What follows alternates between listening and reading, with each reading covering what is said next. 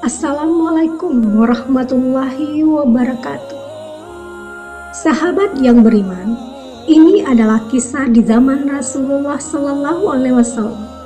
Setiap permasalahan yang dihadapi para sahabat Nabi, selalu ada Rasulullah Sallallahu Alaihi Wasallam sebagai tempat untuk bertanya.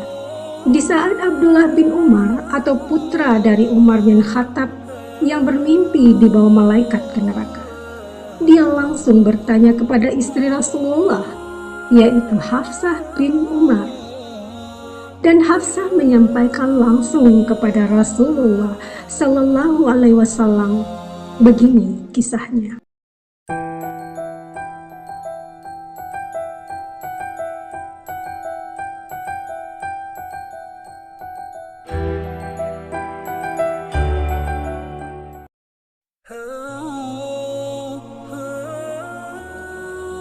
Diriwayatkan seorang sahabat Nabi Sallallahu Alaihi Wasallam, yaitu Abdullah bin Umar atau putra dari Umar bin Khattab, seorang pemuda yang alim. Malam itu dia membaca Al-Quran sampai kelelahan. Setelah cukup lama membaca Al-Quran, lalu dia hendak pergi tidur. Seperti biasa sebelum tidur, dia menyucikan diri dengan cara berwudu. Baru kemudian merebahkan badannya dan berdoa agar malaikat masih mencatatnya sebagai orang yang tidak lalai. Dengan menyucikan diri, ruh orang yang tidur akan mendapatkan hikmah dan siraman doa para malaikat. Sambil pelan-pelan memejamkan mata, Abdullah bin Umar terus bertasbih menyebut nama Allah, hingga akhirnya dia terlelap. Lalu dia bermimpi. Dalam mimpinya, dia berjumpa dengan dua malaikat. Tanpa berkata apa-apa, dua malaikat tersebut memegang kedua tangannya dan membawanya ke neraka. Dalam mimpinya itu, neraka bagaikan sumur yang menyalakan api yang berkobar-kobar. Luar biasa panasnya. Dia terkejut. Sungguh, di dalam neraka itu dia melihat orang-orang yang telah dikenalnya. Mereka terpanggang dan menanggung siksa yang tiada tara perihnya. Melihat neraka yang mengerikan dan menakutkan itu, Abdullah bin Umar seketika berdoa, "Aku berlindung kepada Allah dari siksa api neraka." Setelah itu, Abdullah bertemu dengan malaikat yang satunya lagi. Malaikat itu berkata, "Kau belum terjaga dari api neraka." Pagi harinya, Abdullah bin Umar menangis mengingat mimpi yang dialaminya.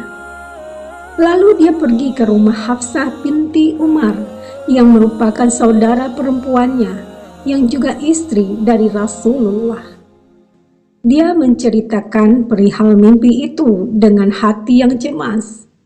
Setelah itu Hafsah menemui baginda Nabi Sallallahu Alaihi Wasallam dan menceritakan mimpi saudara kandungnya itu pada beliau.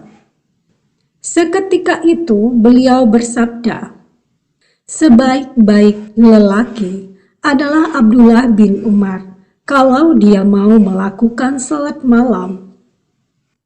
Mendengar sabda Nabi tersebut, Hafsah senang dan langsung menemui adiknya Abdullah bin Umar dan berkata, "Nabi mengatakan bahwa engkau adalah sebaik-baik lelaki jika engkau mau salat malam. Dalam mimpimu itu, malaikat yang terakhir engkau temui mengatakan bahwa engkau belum terjaga dari api neraka. Itu karena engkau tidak melakukan salat tahajud. Jika engkau ingin terselamatkan dari api neraka, dirikanlah salat tahajud setiap malam. Jangan kau sia-siakan waktu sepertiga malam, waktu di mana Allah Subhanahu wa Ta'ala memanggil-manggil hambanya untuk diberikan ampunan dan dikabulkan segala permohonan." Sejak itu, Abdullah bin Umar berusaha melaksanakan salat tahajud sampai ia terbiasa. Sering ia menghabiskan waktu malamnya untuk salat dan menangis di hadapan Allah Subhanahu wa Ta'ala. Setiap kali mengingat mimpinya itu, dia menangis dan berdoa kepada Allah agar diselamatkan dari api neraka. Wallahu a'lam. Demikianlah sahabatku, kisah seorang sahabat Rasulullah, Abdullah bin Umar yang alim.